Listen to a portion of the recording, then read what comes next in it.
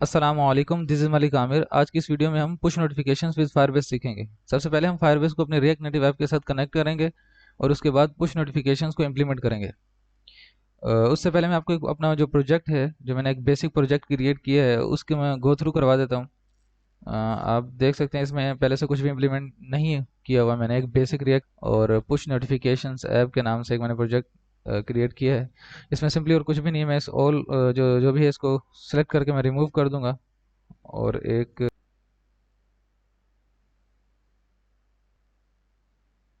यहाँ पे मैं एक थोड़ी सी स्टाइलिंग भी कर देता हूँ इसको। कंटेनर के नाम से एक container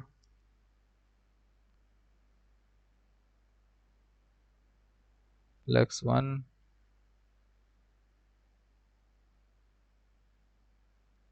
justify content center align item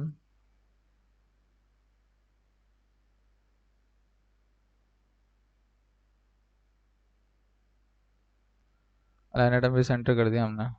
और यहाँ पे जो व्यू है इसको स्टाइल दे देते हैं, स्टाइल्स डॉट कंटेनर। और थोड़ा सा टेक्स्ट को भी स्टाइल कर देते हैं। किसी को भी टाइम बचाते हैं, इसको कॉपी करते हैं।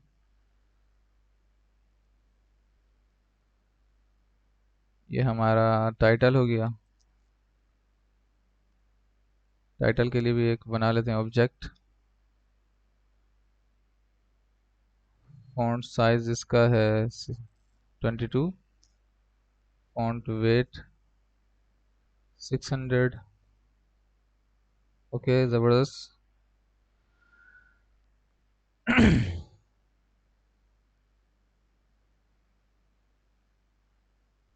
इसके बाद हम सबसे पहले हम अपनी पहले मैं आपको ये दिखा दूं कि पैकेज डॉट जेसन में हमारे पास कुछ भी नहीं है। एक बेसिक बिल्कुल रिएक्ट नेटिव का जो लेटेस्ट अभी 0.69 का जो प्रोजेक्ट आया है, अपडेट आई है, वो हमने ऐड किया हुआ है। और हम फायरबेस सबसे पहले हम फायरबेस को कनेक्ट करते हैं अपनी ऐप के साथ। उसके लिए हम जाते हैं, फायरबेस का एक अकाउंट मेरे पास ऑलरेडी क्रिएटेड है। सिंपली कुछ भी नहीं करना होता, आपके पास एक गूगल अकाउंट होना चाहिए। गूगल अकाउंट से आप कंसोल या सिंपली अगर फायरबेस, अगर आप डायरेक्ट वेबसाइट पे भी ना जाएं तो फायरबेस कंसोल के नाम से गूगल पे सर्च करें। फर्स्ट ही वेबसाइट है। ऐड के बाद हम एक न्यू ऐप, बिल्कुल एक न्यू ऐप ऐड करते हैं इसमें नोटिफिकेशंस के नाम से। इसको रखते हैं push notifications app, push notification FCM app. बहुत लंबी हो गई है हमारे प्रोजेक्ट का नाम, चलो कुछ भी लिख देते हैं, पुश नोटिफिकेशंस इतना इनफ है। Continue, continue. अकाउंट जो डिफ़ॉल्ट अकाउंट है, कंटिन्यू। ये थोड़ा सा टाइम लेगा। एक रिएक्ट नेटिव के लिए एक वेबसाइट बनाई गई है, react Native Firebase dot IO के नाम से। अगर आप लिखेंगे रिएक्ट नेटिव गूगल पे, रिएक्ट नेटिव फायरबेस, तो सबसे पहले ही ये वेबसाइट आती है rnfirebase.io। हम इसको नेक्स्ट टैब में ओपन कर लेंगे और ये जो है स्पेशली बनाई रिएक्ट नेटिव की गई है कि हम रिएक्ट नेटिव को फायरबेस के साथ किस तरह कनेक्ट कर सकते हैं। सबसे पहले हमें ये जो हमें पैकेज दिया हुआ है फायरबेस स्लैश ऐप का, इसको इंस्टॉल करना है। मेट्रो को सबसे पहले बंद करेंगे और यहाँ पे अपनी इंस्टॉलेशन प्रोसेस कमांड को ऐड करेंगे और एग्जीक्यूट करेंगे इसको। यहाँ पे इंस्टॉल हो रहा है, ये ऑलमोस्ट हो चुका होगा। इसको कंटिन्यू कर देते हैं।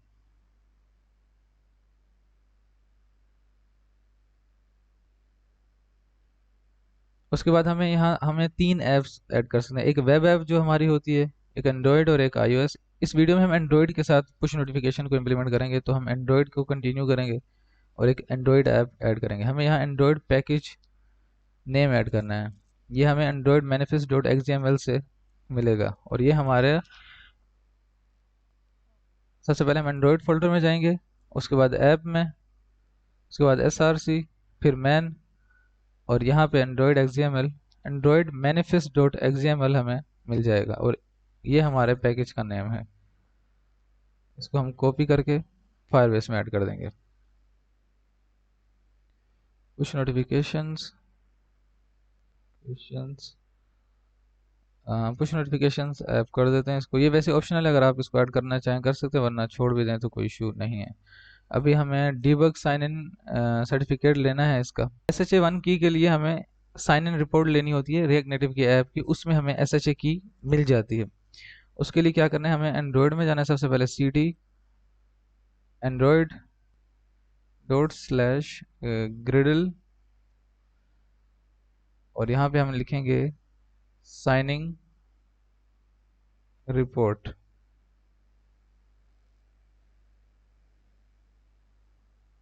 सम केसेस ये होता है हमारे पास कि हमें जो साइन इन रिपोर्ट होती है, क्योंकि बाय डिफॉल्ट एक ही एंड्रॉयड में, क्योंकि जो हमें यहाँ पे ये डीबग डॉट की स्टोर है, इसमें स्टोर होती है हमारी ये सारा जो साइन इन रिपोर्ट है वो इसके अंदर होती है, इनक्रप्टेड होती है ये। तो इन सम केसेस क्योंकि जब हम अपना फायरबेस का जो प्रोजेक्ट क्रिएट करते हैं तो ये हमें सिमिलर ही ये सारी दे रहा होता है। जब हम अपने फायरबेस अकाउंट में इसको ऐड करते हैं तो एरर आता है सम टाइम के ऑलरेडी की एग्जिस्ट करती है। SHA की जो है वो ऑलरेडी एग्जिस्ट कर रही है किसी दूसरे प्रोजेक्ट में।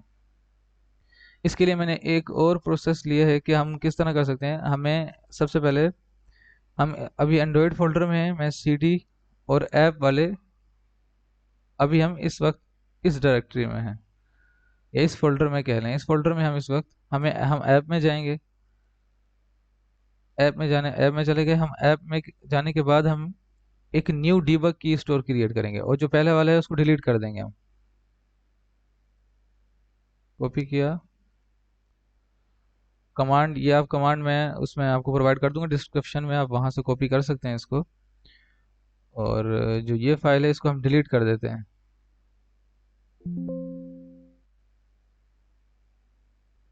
यहाँ पे इसको पेस्ट करते हैं और इसको रन करते हैं। मैं लिख देता हूँ आमिर मलिक।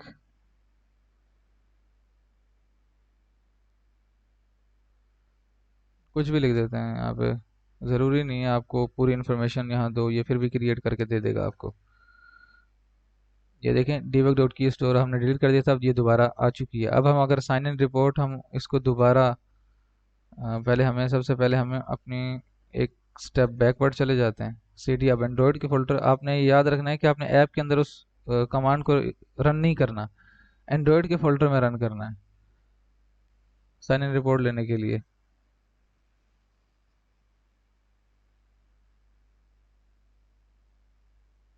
देखें ये चेंज हो चुकी है, पहले F5 आ रहा था यहाँ पे, अब ये F4 से स्टार्ट हो रही है। इसको हम कॉपी करेंगे और इसको हम फायरबेस के अकाउंट में ऐड कर देंगे अपने। फायरबेस का अकाउंट चले जाएंगे यहाँ फायरबेस में, SHA-1 ऐड किया, रजिस्टर्ड।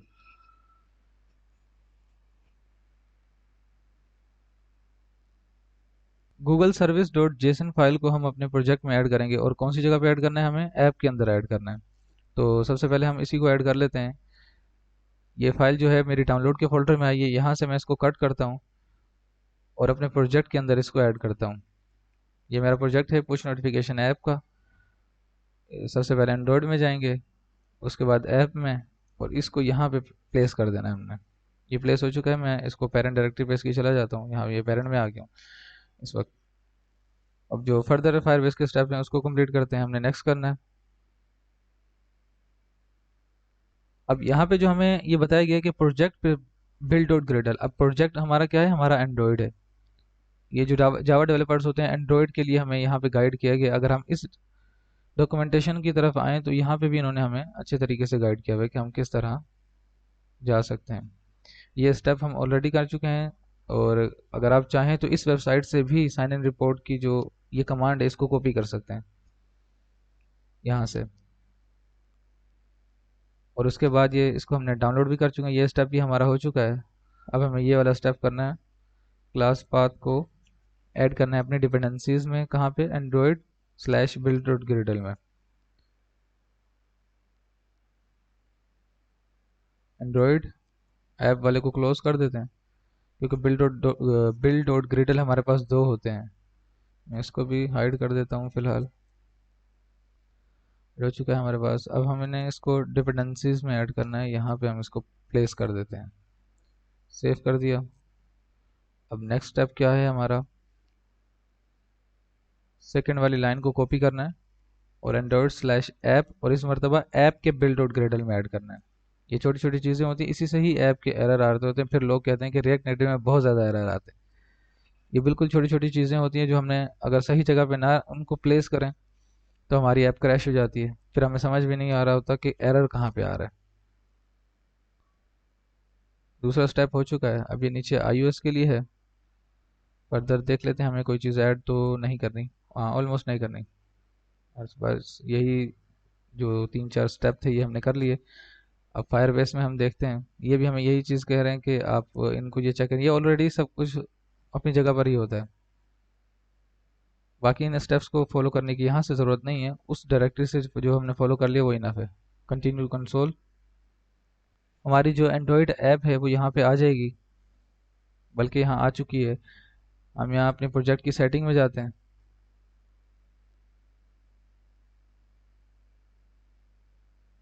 ये सपोर्ट ईमेल भी यहाँ से सिलेक्ट कर दें।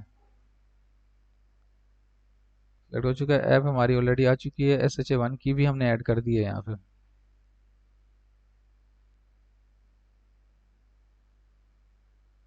Okay.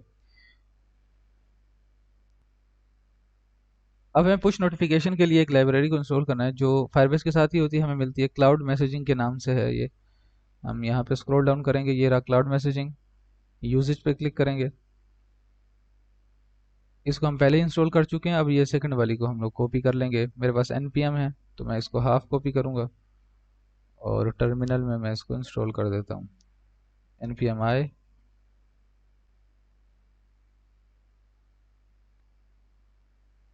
फर्दर जो कुछ चीज़ें हैं मैं आपको यहाँ से बता देता हूँ।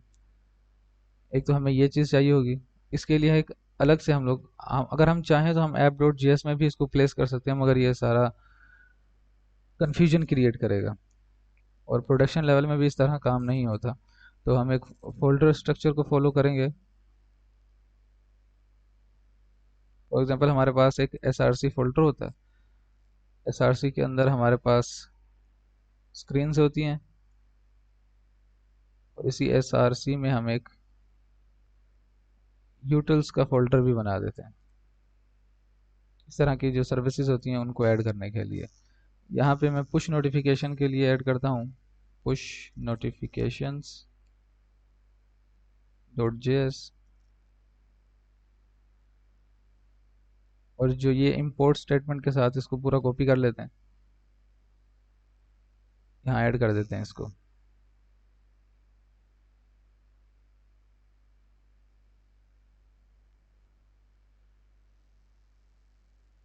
ये भी इंस्टॉल हो चुका होगा, हाँ इंस्टॉल हो चुका है ये हमारा। अब फर्दर हमारे पास और है, ये फोरग्राउंड स्टेट के लिए होता है, बैकग्राउंड और क्विट स्टेट के लिए मैसेजेस को जो हमारे पास पुश नोटिफिकेशंस आएंगे उसको किस तरह हैंडल करना है। सबसे पहले हम अपना एक FCM टोकन जनरेट करते हैं, उसके बाद हम जो यहाँ से जो लाइन ऑफ कोड जो हमें कॉपी करना है वो भी हम कॉपी करके अपने प्रोजेक्ट के अंदर ऐड कर देंगे। सबसे पहले हम अपना एक फंक्शन क्रिएट करते हैं कि यूज़र से FCM टोकन हर मोबाइल का डिफरेंट होता है और ये इस तरह काम करता है कि जब भी यूज़र हमारी ऐप को डाउनलोड करेगा अपने मोबाइल के अंदर, तो एक FCM जब भी वो ऐड करेगा अपने, अगर डिलीट कर देगा तो जो वो प्रीवियस हो जाता है, जैसे न्यू ऐप डाउनलोड करेगा तो वो टोकन भी न्यू जनरेट होगा। इस तरह ये काम करता है। तो एक दफ़ा हमने यूज़र से FCM टोकन को गेट किया और उसको एसेंस स्टोरेज में सेव करवा दिया, तो यूज़र जब अगर उसको एसेंस स्टोरेज में, तो बार बार हमें यूज़र से कॉल करने की ज़रूरत नहीं पड़ती। हम यहाँ लिखते हैं कॉन्स्ट FCM टोकन, या कहते हैं कि कॉन्स्ट गेट FCM टोकन, और एक एरो फंक्शन क्रिएट करते हैं। सबसे पहले हम एसिंग स्टोरेज की जो एक लाइब्रेरी है उसको भी इंस्टॉल कर लेते हैं ताकि हम एसिंग स्टोरेज में इसको सेव करवा सकें। एसिंग स्टोरेज आपको ऑलमोस्ट पता ही होगा सबको, लोकल स्टोरेज की तरह ही काम करती है ये भी। हम लिखते हैं एसिंग स्टोरेज रिएक्ट नेटिव। ये सबसे पहले ही रिएक्ट नेटिव, बल्कि यहाँ से तो डेप्रिकेटेड हो चुकी है, इसका अलग से हमारे पास डॉक्यूमेंटेशन है, वहाँ चले जाते हैं। ये थर्ड नंबर पे installation react -native async storage.github.io, ये हमारी वेबसाइट है। यहाँ से इसको कॉपी करते हैं, इंस्टॉल कर देते हैं। जो लाइन ऑफ कोड है हम उसको ऐड कर देते हैं। Let fcm token is equal to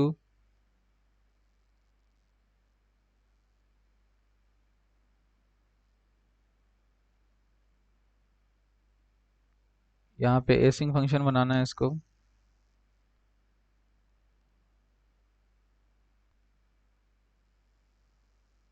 install हो चुकी है react native dot get item और fcm टोकन। अच्छा, इस चीज़ का ख्याल करना है कि यहाँ पे आपके पास एसिंक स्टोरेज इंपोर्ट हो जाए। अब यहाँ पे मेरे पास ऑटोमेटिकली इंपोर्ट होगी है। किसी किसी प्रोजेक्ट में कभी कभी क्रिएट नहीं होती, तो आपको इसी तरह की एक इंपोर्ट स्टेटमेंट लिखनी होगी, जो या आप यहाँ से भी कॉपी कर सकते हैं इसके यूजेस में जाके। यहाँ ये इंपोर्ट स्टेटमेंट है, इसको कॉपी करके आपने यहाँ पे अपने प्रोजेक्ट के अंदर प्लेस कर देना है और इसको यूज़ करना है, अगर आपके प्रोजेक्ट में ऑटो अगर इंपोर्ट ना हो तो।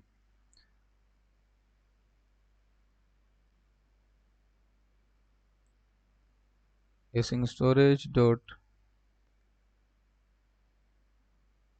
गेट आइटम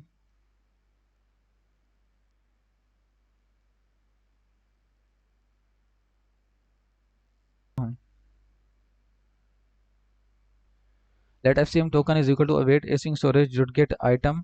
अब यहाँ पे हमारे पास ये हमने इसलिए स्टेटमेंट लगाई है, अगर ऑलरेडी एसिंक स्टोरेज में वो सेव हो चुकी है तो वो हमें दे दो। हमने क्या करना है, कंसोल करवाना है और यहाँ पे ओल्ड fcm टोकन और fcm टोकन, यहाँ पे कॉमा लगाना है, fcm टोकन। ये हो गया। अगर हमारा एसिंक स्टोरेज में सेव होगा तो ये रन हो जाएगा। अगर एसिंक स्टोरेज में सेव नहीं है तो हमने क्या लिखना है, इफ़ ये एक्सक्लेमेशन मार्क का जो ये ऑपरेटर है, ये हम मैं आपको बता दूं कि हम क्यों यूज़ करते हैं इसको। fcm टोकन, यहाँ ट्रू फॉल्स का अब सिनेरियो नहीं है। इसका मतलब ये है कि अगर इसकी वैल्यू नल होती है, अगर fcm की वैल्यू नल होगी, मतलब इसमें कोई डेटा नहीं होगा, नल या अनडिफाइन होगी, तो ये फंक्शन एग्जीक्यूट हो जाएगा। जो आगे हम जो अगर नल नहीं होती, इसके अंदर डेटा होता है, तो ये आगे चलेगा ही नहीं, यहीं तक कि हमें कंसोल पे स्टॉप करवा देगा। इसलिए अब यहाँ पे हम लोग क्या करेंगे, सबसे पहले हमने जो मैसेजिंग की तरफ से हमें ये फायरबेस का जो मैसेजिंग है, क्लाउड मैसेजिंग, जो हमने लाइब्रेरी एक यूज़ की है, इससे हम fcm जो टोकन है वो गेट करेंगे। कॉल करेंगे डॉट गेट टोकन, इसको भी कॉल करवा देंगे और इसको एक स्टैंडर्ड तो यही है, इसको हम एक वेरिएबल के अंदर सेव करवा दें। fcm token is equal to और अवेट स्टेटमेंट लगाएं, क्योंकि ये थोड़ा टाइम लेगा, इसलिए अवेट जब तक ये हमारे पास टोकन आता नहीं है तो आगे फंक्शन रन नहीं होगा, इसलिए हम एसिंग और अवेट को यूज़ करते हैं। बल्कि इस कंडीशन को हम ट्राई कैच के अंदर डाल देते हैं, ताकि अगर इन केस कोई एरर आता है हमारे पास तो ये उसको कैच कर ले, वरना अनहैंडल्ड प्रोमिस रिजेक्शन का एरर देगा ये। एरर कंसोल डॉट लॉग, यहाँ एरर डाल दिया। इस स्टेटमेंट को भी यहाँ से कट करके ट्राई कैच के अंदर ऐड कर देना है।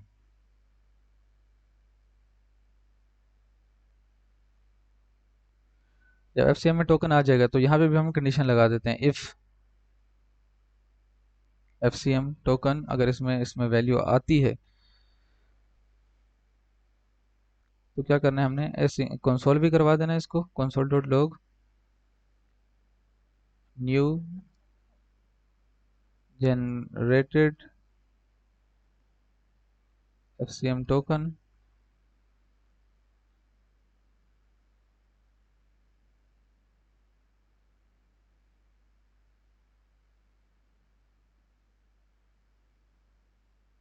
इसको कॉन्स्ट में ऐड करते हैं, कॉन्स्ट,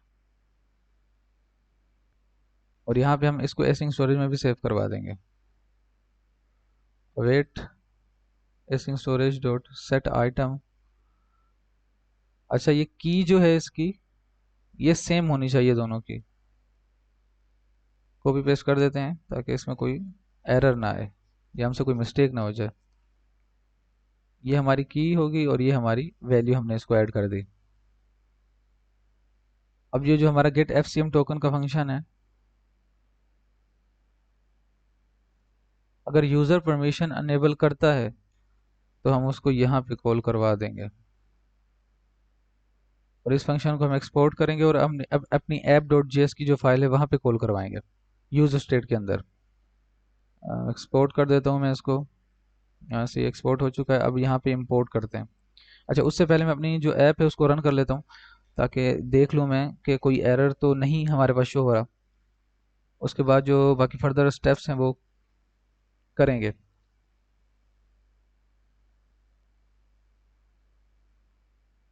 टर्मिनल में ओपन करता हूँ, यहाँ पे रन की कमांड है npx रन हाइफन एंड्रॉइड जो है रिएक्ट नेटिव की, ये कमांड रन करते हैं।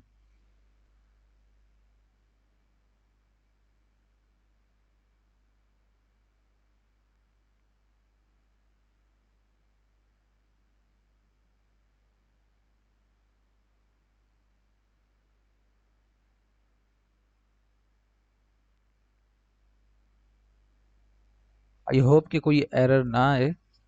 आएगा तो नहीं क्योंकि हमने जो सारे स्टेप्स हैं उनको सही से फॉलो किया है। अगर इन केस कोई एरर आ भी जाता है तो मैं उसको सोल्व करके आपको बता दूंगा कि अगर इन केस अगर ये इस किस्म का एरर आ जाए तो आप उसको किस तरह रिजॉल्व कर सकते हैं।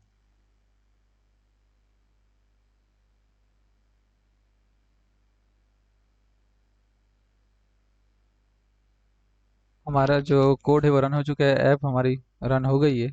कोई एरर आया तो नहीं है फिलहाल। अगर आपके पास इन केस कोई भी एरर आता है तो आपकी जो प्रीवियस, क्योंकि हमने साइन इन रिपोर्ट उसको चेंज की थी, तो साइन इन रिपोर्ट चेंज की वजह से अगर आपके पास इन केस कोई एरर आता है तो ऐप ऐप को आप डिलीट कर देना और दोबारा ऐप मतलब जो आपके मोबाइल में इंस्टॉल हो चुकी है उसको डिलीट करके दोबारा उसको npx रन हाइफन एंड्रॉयड की कमांड चला देना। इंशाल्लाह आपके पास वो ऐप चल जाएगी अगर इन केस कोई एरर आता है तो, वरना ज़रूरी नहीं है। अभी हमने जो पुश नोटिफिकेशन के लिए रिक्वेस्ट परमिशन, इसको एक्सपोर्ट भी कर दिया है।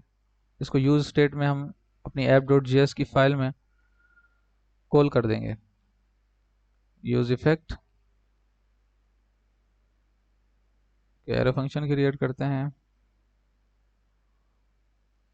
और ये ऑटो इंपोर्ट की स्टेटमेंट आ रही है। मैं यहाँ क्लिक करता हूँ तो इसने ऑटोमेटिकली इंपोर्ट कर लिया है इसको और यहाँ पे हम इसको कॉल करवा देते हैं। जैसे मैं इसको सेव करूँगा तो टर्मिनल को मैं ओपन कर लेता हूँ, यहाँ में ये शो करेगा।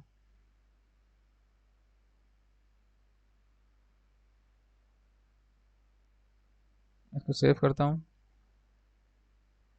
हमारे पास देखें न्यू जनरेटेड एफसीएम टोकन। और एक दूसरी बात यह है कि मैंने इस वक्त एंड्रॉयड का एमुलेटर ओपन किया हुआ है, तो हम यहाँ पे नोटिफिकेशन की टेस्टिंग नहीं करते, इसके लिए मुझे अपना मोबाइल को अटैच करना होगा। इन आगे स्टेप्स मैं अपने मोबाइल को अटैच करके आपको बताता हूँ। उससे पहले जो नोटिफिकेशन के हैंडलिंग के लिए हम जो कोड ऐड करेंगे पहले उसको ऐड कर लेते हैं, उसके बाद मैं अपने जो प्रोजेक्ट है उसको अपने मोबाइल के अंदर ओपन करूँगा और मिरर के थ्रू आपको यहाँ स्क्रीन पे भी शो हो जाएगा।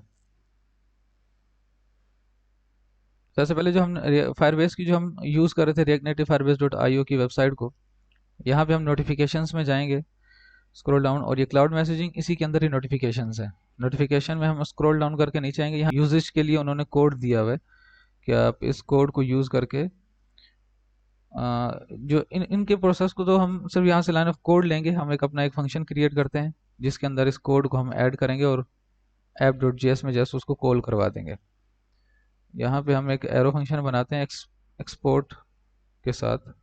एक्सपोर्ट नोटिफिकेशन सर्विसेज के नाम से बना देते हैं, एक एक्सपोर्ट कॉन्स्ट नोटिफिकेशन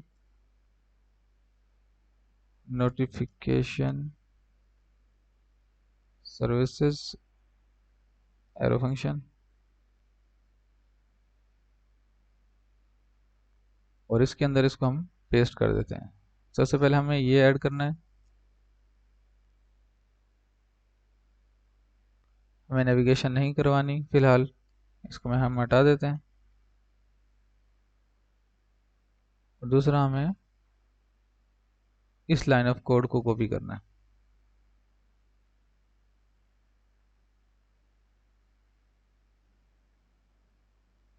यहाँ पे इसको पेस्ट कर देते हैं। अब लास्ट कोड जो है वो बैकग्राउंड के लिए है, तो बैकग्राउंड के लिए भी हमें कोड को कॉपी करना है, वो हमारे यूजेज के अंदर भी है कि वो बैकग्राउंड पे हैंडलर होता है, बैकग्राउंड पे हमारी ऐप को हैंडल करता है वो। अगर ऐप कट स्टेट में हो या बैकग्राउंड में हो, सॉरी एनालिटिक्स का यूज स्टेट खोल दिया मैंने, क्लाउड मैसेजिंग इसके यूजेज में स्क्रॉल डाउन करके नीचे जाएंगे, यहाँ वो फंक्शन दिया गया है। फोरग्राउंड स्टेट के लिए ये रहा, अगर फोरग्राउंड स्टेट पे है तो ये यहाँ से कॉपी कर लेते हैं हम। यहाँ मैं लिख देता हूँ फोरग्राउंड मैसेज हैंडलिंग। यहाँ पे इसको हम अलर्ट नहीं करवाएंगे, हम इसको कंसोल करवा देंगे सिंपली।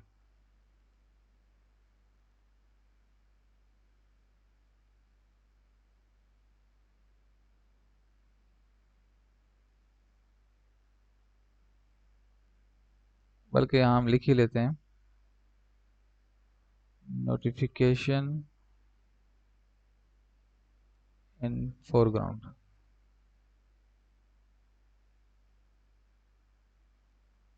फोरग्राउंड का मतलब ये होता है कि जब हमारी ऐप ओपन होगी तो ये फंक्शन रन हो जाएगा और हमें कंसोल में डेटा शो हो जाएगा। जिस तरह हम कंसोल का ये फंक्शन, यूँ समझ लें कि ये फंक्शन एग्जीक्यूट हो जाएगा। अब इसके थ्रू आप डेटा कहीं भी ट्रांसफ़र करना चाहें तो कर सकते हैं। हम फिलहाल कंसोल में हम इसको दिखाएंगे, रिमोट मैसेज को हम यहाँ पे ऐड कर देंगे।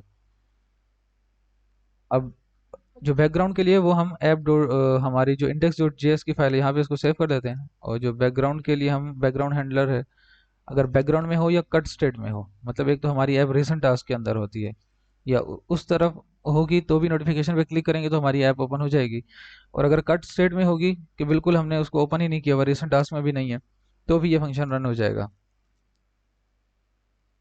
यहाँ पे हमने एक इंपोर्ट स्टेटमेंट लेनी है और app.js में नहीं, index.js में इसको ऐड करते हैं।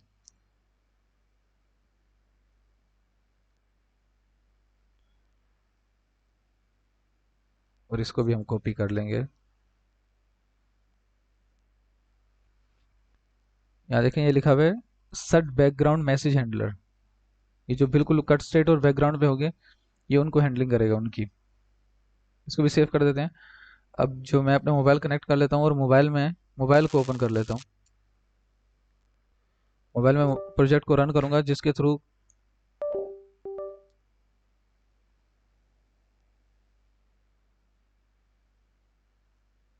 एक बात याद रखें कि एमुलेटर के थ्रू हम नोटिफिकेशन की टेस्टिंग नहीं कर सकते, चाहे वो एंड्रॉयड हो या iOS का एमुलेटर हो, दोनों में हम लोग उसको टेस्ट नहीं कर सकते। उसके लिए फिजिकल डिवाइस होना ज़रूरी है, एंड्रॉयड की भी और iOS की भी।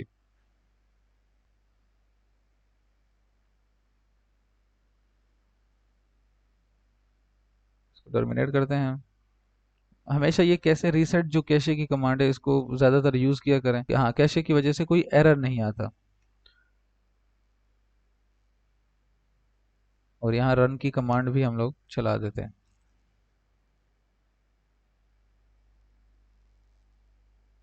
अच्छा, ये वाइजर नाम से मैंने एक एप्लीकेशन को डाउनलोड किया हुआ है, आप इसको डाउनलोड कर सकते हैं। ये मोबाइल को मिरर करती है सिर्फ इजीली। इसमें भी एरर आया है। अच्छा, लास्ट टाइम जो मैंने आपको कहा कि हमने उसको, हमारी जो ऐप ऑलरेडी इंस्टॉल हुई थी पहले, रिएक्ट नेट पुश नोटिफिकेशन की ऐप हम जो ऑलरेडी इंस्टॉल कर चुके थे अपने डिवाइस में, उसके बाद साइन इन रिपोर्ट हमने चेंज की थी जिसकी वजह से ये एरर आ रहा है। तो जो प्रीवियस ऐप है उसको डिलीट कर देना है और फिर से रन की कमांड चलानी है। मेट्रो चल रहा है, इसको रहने दें, रन की कमांड चला दें और फिर इंशाल्लाह ये हो जाएगा। वेट करते हैं इसका।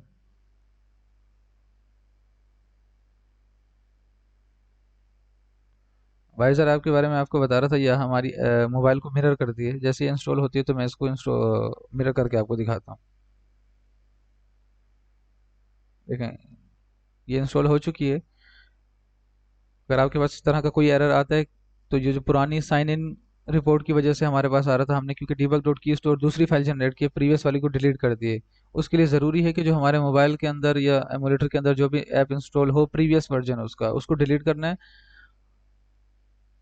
और फिर ये कमांड चलानी है रन की, तो ये न्यू ऐप हमारे मोबाइल में ऐड कर देगा। तो मैं इसको व्यू डिवाइस करता हूँ।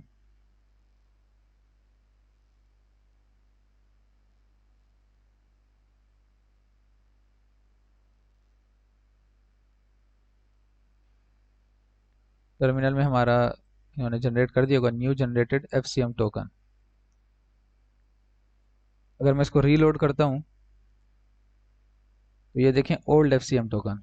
एक दफ़ा इसने न्यू जनरेट किया और दूसरी दफ़ा इसने एसिंग स्टोरेज में उसको सेव करवा दिया उसी टाइम, और दूसरी दफ़ा न्यू जनरेट नहीं किया, क्योंकि हम बार बार यूज़र से नहीं गेट कर सकते।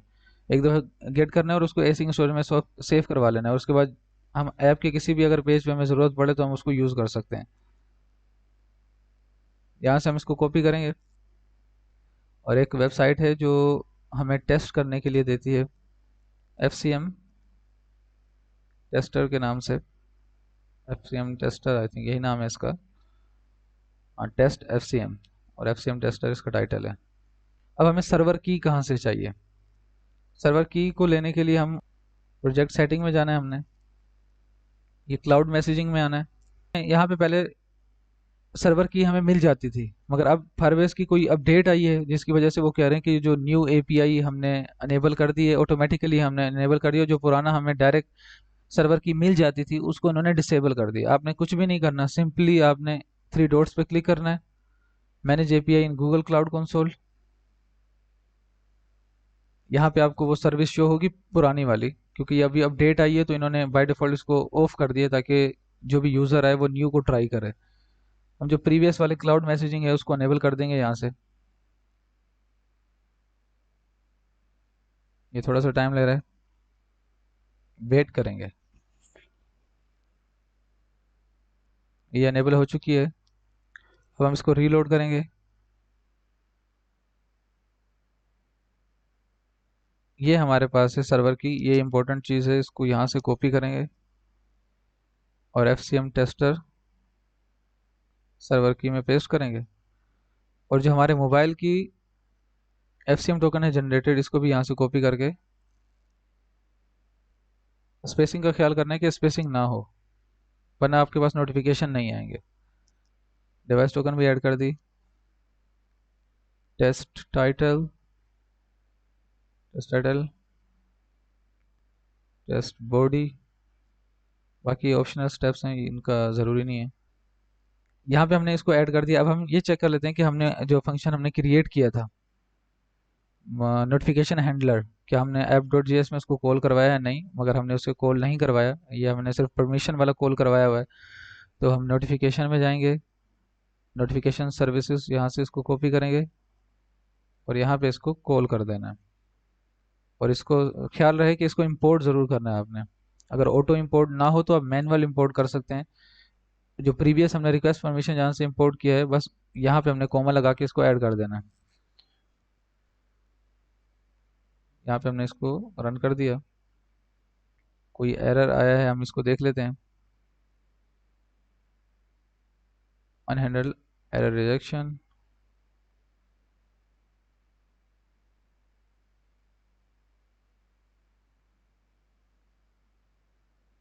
अच्छा, इसको आप रिमूव कर दें, बल्कि इसको नहीं, सेट लोडिंग, और ये इनिशियल राउट वगैरह भी कुछ भी नहीं करना हमने, यहाँ से इसको रिमूव कर देते हैं। तो ऐप को रीलोड करते हैं। जो हमारे पास ये टोकन है इसको कॉपी कर लेते हैं।